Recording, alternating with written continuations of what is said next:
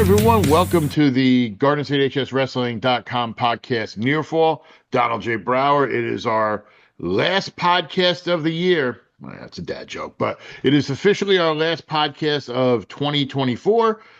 Next time I'll be seeing most of you guys in person, for the most part, is 2025. But, you know, they always say you have to be thankful for the new year, and I'm really thankful for the people who supported us, including our sponsors. It's called the Segway Kids. Look it up.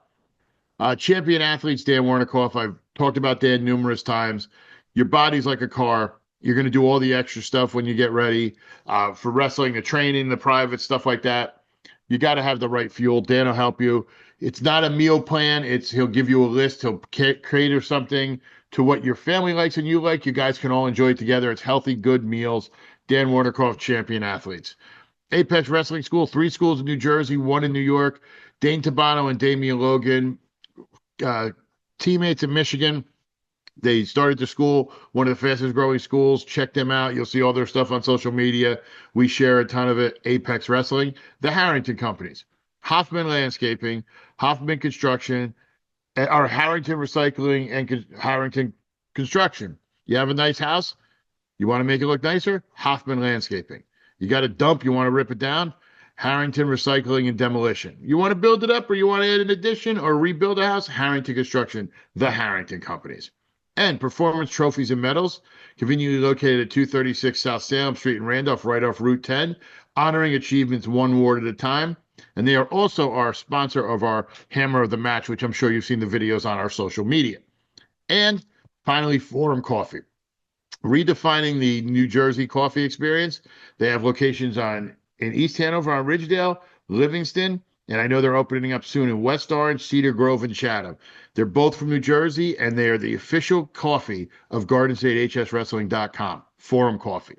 Now, recap kind of what we did last week. Obviously, it was a weird week with the holiday in the middle, so it kind of shut some stuff down, but we got out to do some stuff. On the 23rd, there was a nice doubleheader. First, the crew was out at Jefferson for an early morning matchup against Wayne Hills. Jefferson wound up winning that 43-30. And then they packed up and headed down for the afternoon of the, or you want to call it a nightcap, whatever you want to call it. In the afternoon, it was a High Point in Sparta. High Point won 54-13. Sparta has a lot of injuries. They got some guys coming back. I got a chance to talk to their coach. And he was telling me, you know, they may be a little banged up now, but keep an eye on them when they get towards the end of sections and they got their full squad. Sparta's still a team to keep an eye on, and we got some big upcoming matches with them. Speaking of Sparta, they then went to Kittatinny for the Lynn Cron Memorial. We broadcasted that. It was on the 27th. I was on the call for first place with Kira Hubmaster, the voice of girls wrestling for GardenStateHSWrestling.com. She loves when I say that. And then the third place matches were called by Shaney Dunn. He did a great job. Minisink Valley steamrolled. I mean, we kind of knew they were going to be good, and they were always, you know, a solid team. They won it by over 100 points, so they really, really ran away with it. Montville was number 2, and Roxbury number 3. Now, our rankings really didn't go over any changes this week. Not a lot of head-to-head stuff or anything that I saw that would really change it. So the rankings are pretty much the same. We do have Essex posted. It's kind of a feel I got. So I know I kind of understand with Essex and you know, doing their videos and everything. I have the top 5 teams, I think, totally correct. The bottom 5, they're in flux. There could be some movement, but that's what happens when you wrestle. But there's some big matches coming up because a lot of those top teams are in the same division, so we're going to be seeing about that. Now, this week for Wrestlers of the Week, we are doing, and I was asked about this, it's not co-Wrestlers of the Week. There's going to be, from going forward, a male Wrestler of the Week and a female Wrestler of the Week. We're not going to try to condense the award and make it for, you know, try to cheapen out with that. If I'm going full bore and we're covering boys and girls wrestling, then they should each have their own awards. Just my opinion. I run the site. Call HR if you want to complain. Doesn't bother me. So there wasn't a ton of action this week. There were some holiday tournaments and everything, and I was kind of, who do I want to go with? There was a few kind of wrestlers I saw this week, and I kind of, you know, wanted to give notice for, and I was leaning towards, but I wound up going a different direction. Some wrestlers who I've been really impressed with so far this season, Mateo Eagleson from Mount Olive. That Mount Olive team's a deep squad. They got a hell of a section they're going to have to go through, but they have kids who are the name guys, and this is what every good squad needs. You have the name guys, and then the ones who could go out there and stop the damage, go out there and give you some big wins and wrestle tough. Mateo's almost seems like another wrestler this year. He had a good year last year, but just some of the matchups I've seen and as well as he's wrestled, I'm keeping an eye on Mateo Eagleson this year.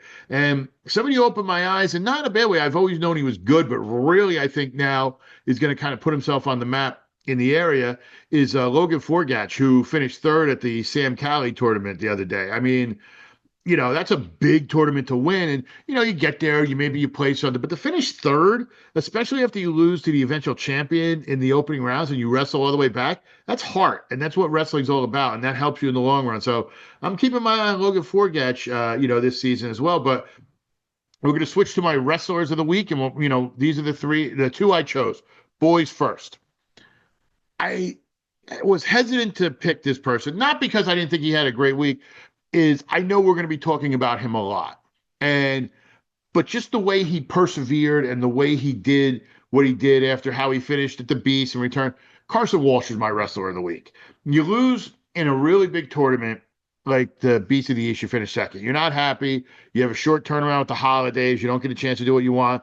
You come out and you win the Sam Cali, dominant fashion, tech fall, 20-3 and 225.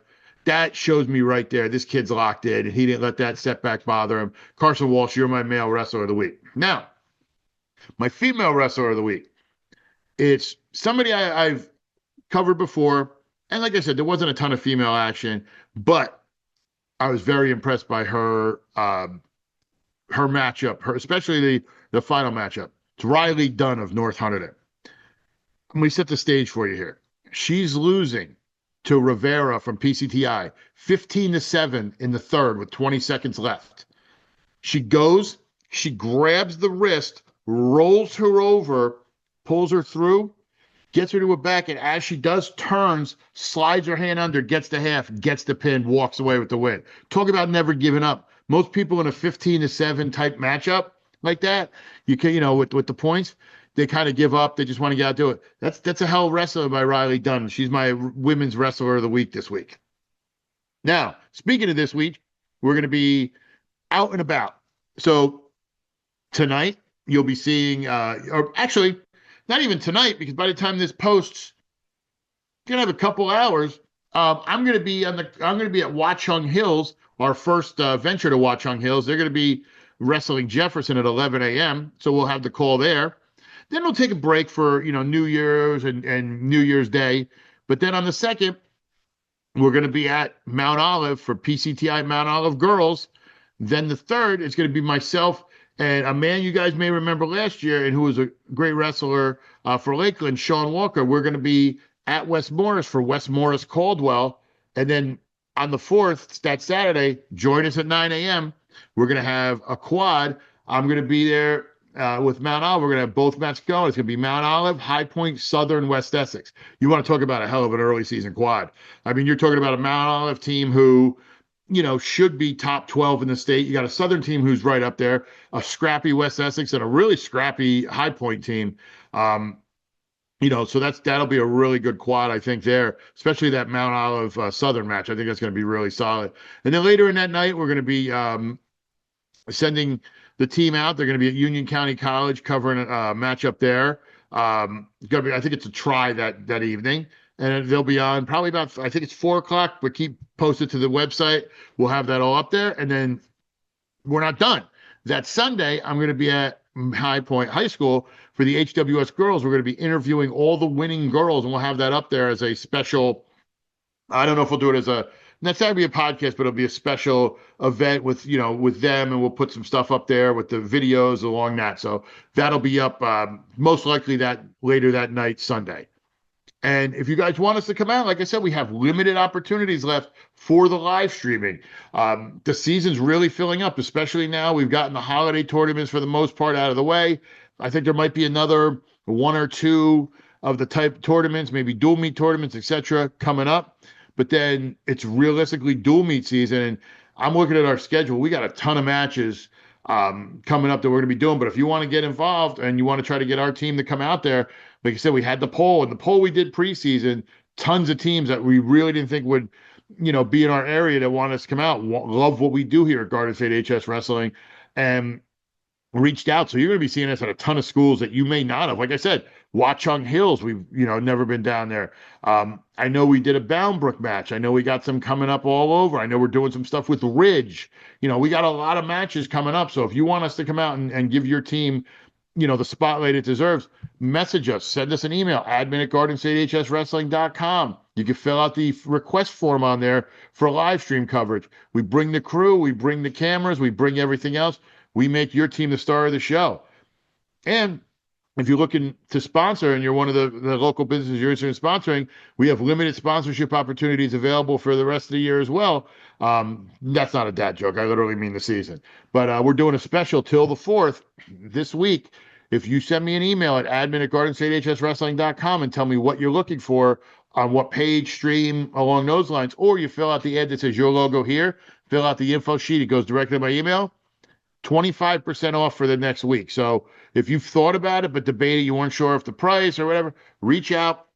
It's 25% off. It's a great way to get your foot in the door, and then you roll from there. We have people coming back and calling us all the time to be sponsors, but take advantage of some of our limited opportunities left. And also take advantage of following us on our social media. On Facebook at GardenStateHSWrestling.com. On X at GardenStateHSW. On Instagram at GardenStateHSWrestling. And like and subscribe on YouTube. You get notified when we do these podcasts, all the preview videos that are currently up. I don't know why I said preview videos, but we're in the season. I got into the preview video right.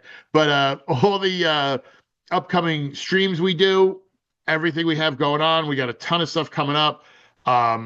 And you like and subscribe, you get notified, you won't miss anything. Because remember, GardenStateHSWrestling.com is the premier high school wrestling provider for boys and girls wrestling. We showcase both sides, and we show the most wrestling, bar none, over anybody.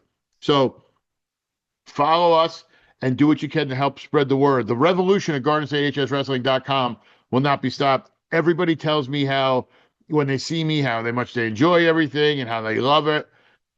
Let's keep that momentum going into 2025. It's been the best year of the site so far, and it's only going to get better. So before I go, I just want to wish everyone a happy new year. This honestly has been probably one of the best years of my life. Find it out.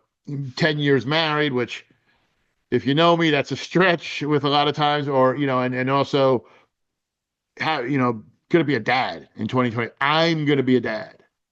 It's a little scary for you guys. It's scary for me, but that's all in thanks to you guys. And I really appreciate the well wishes. Always love the handshakes. Always love, people telling me how much it means that I'm there, covering stuff.